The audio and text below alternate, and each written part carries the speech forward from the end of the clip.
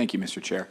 I apologize. I don't know your name, sir. Mr. Riedel, Jonathan Riedel. Sorry. Yes. Yes, this question's for you. So one of the points you just made was kind of interesting to me because I actually represent probably the largest number of mobile home communities in the Baltimore area, at least. I'm not saying for the entire state, but I have many mobile home communities in my district.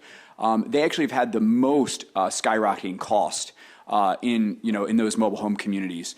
So you're saying that that's the model we should have for those actually have had a bigger skyrocketing of costs than any of the other rental communities in my district. So that's the model we should replicate. I'm just trying to understand the point that you're trying to make there. Well, the just cause has been in effect since the Mobile Home Act of 1979. So if to the extent there's any skyrocketing costs, you would have to trace that back to 1979.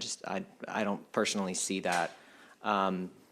It's also the case, I mentioned mobile homes, I also mentioned it's in LIHTC properties, low-income housing tax credit properties, and those have very, very low rents, by design. So I think that there's not really any evidence that it has anything to do with the cost.